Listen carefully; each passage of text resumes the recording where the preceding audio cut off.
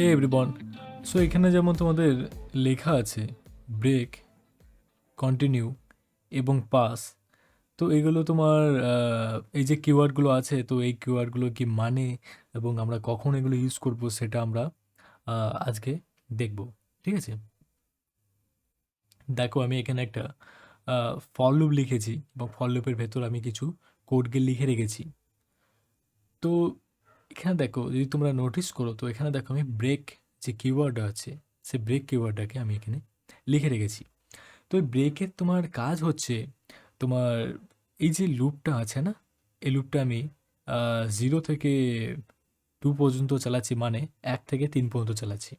ঠিক আছে, যেহেতু আমি এখানে রেঞ্জ ফাংশন ইউজ করেছি, তো রেঞ্জ ফাংশন 0 থেকে 2 পর্যন্ত চলবে।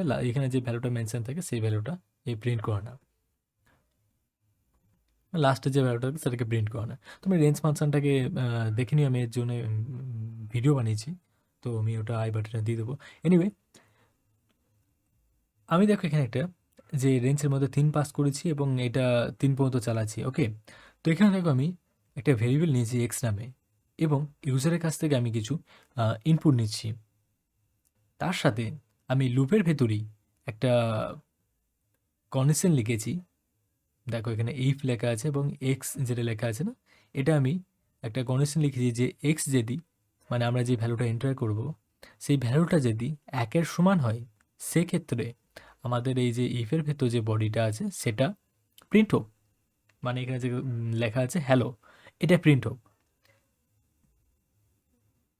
এবার যদি এটা মনে করো ইকুয়াল না হয়, সেক্ষেত্রে আমাদের এই যে ফরের বডির ভেতর যেটা লেখা আছে এটাকে প্রিন্ট করুক, মানে হাই প্রিন্ট করুক।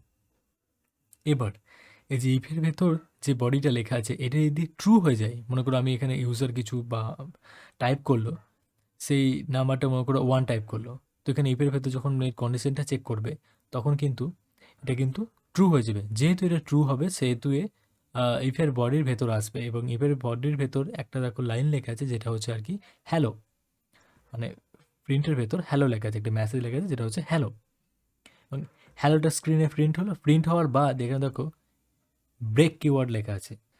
যখনই এই স্ক্রিনে হ্যালো প্রিন্ট করবে, তারপর কিন্তু এ এই লুপটাকে ব্রেক করে দেবে। মিন্স এই লুপটাকে এখানেই কিন্তু এন্ড করে দেবে। যদি মনে করো এই লুপটা 1 থেকে 3 বার চলবে, ঠিক আছে।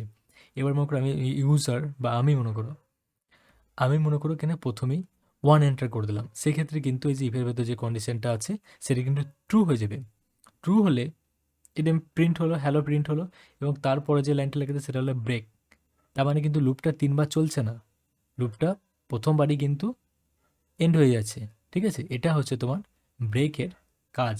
আমি দেখো তোমাদেরকে এই নাম্বারটাকে আহ, এই প্রোগ্রামটা রান করে দেখাচ্ছি, তোমরা আরও ভালোভাবে বুঝতে পারবে। যেমন মনে করে এখানে আমার নাম্বার ইনপুট করতে বলছে, তো আমি প্রথমে 4 দিলাম। দেখো হাই প্রিন্ট হয়েছে, কারণ এটা ফর লুপের ভেতর আছে, সেই কারণে এটা হাই প্রিন্ট হচ্ছে। কিন্তু এই যে লাইনটা লেখা আছে না এফের ভেতর, এটি কিন্তু রান হয়নি। প্রথমে কন্ডিশনটা চেক করেছে এবং কন্ডিশন দেখেছে ফলস আছে, সেই কারণে তোমার এর ভেতরে যে কোডটা আছে সেটাকে কিন্তু রানই করেনি। এনিওয়ে, আমি দ্বিতীয়বার যে নাম্বারটা ডাকলাম সেটা হলো 5। এগেন ফর লুপের ভেতর যে কোডটা লেখা আছে সেটাকে কিন্তু প্রিন্ট করেছে। এখানে এসেছে কিন্তু এসে কিন্তু চেক করেছে, কিন্তু কন্ডিশন ফলস হয়ে গেছে, তো সেই কারণে এর ভেতরে ইফের ভেতর যেই কোডটা লেগে সেটা কিন্তু এক্সিকিউট করেনি। তো আবার আমি 5 টিপলাম, তো আবার তোমার ফর লুপের ভেতরেই যে কোডটা আছে সেটাকে এক্সিকিউট করেছে।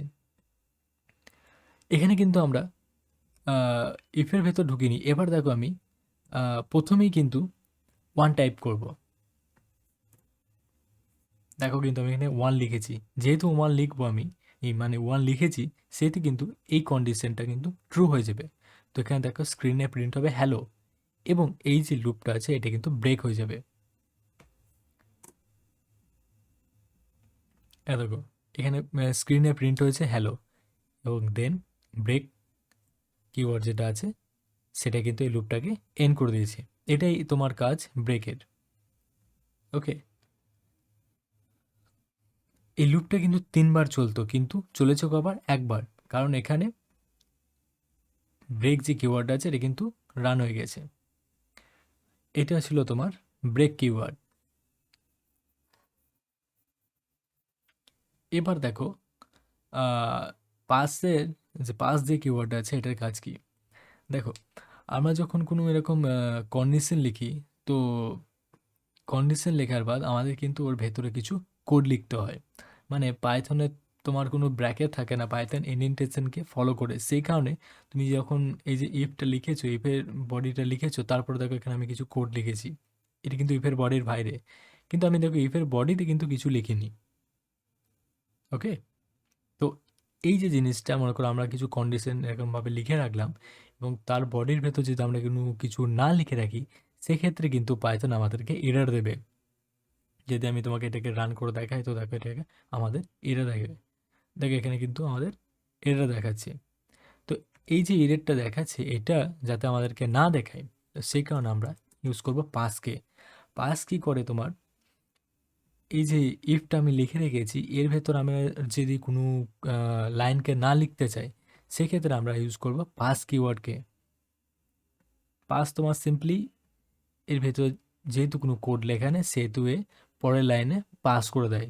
সিম্পলি তোমরা এটা বোঝো। ওকে, তো এক্ষেত্রে কিন্তু আমাদের এরর দেবে না। এন্টারের নাম্বার জিজ্ঞেস করছে, যেহেতু এখানে ফল লুপটা রান হয়ে গেছে। সো আমি এখানে 3বার দেখো ফল লুপটা রান হয়েছে, আর 3বারই দেখো হাই প্রিন্ট হয়েছে।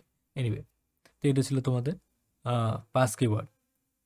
আমাদের যেমন মনে করো পাসে এই যে ইফের বডির ভেতর যে লাইনটা লেখা আছে, সেটাকে যেমন আমরা পাস করে দিয়েছিলাম। মানে আহ, এই যে ইফের বডির ভেতর যেটা লেখা আছে, আমরা এটাকে যখন ফাঁকা রাখছিলাম, তো সেক্ষেত্রে আমরা এখানে পাস যে কিওয়ার্ডটা আছে সেটাকে ইউজ করছিলাম।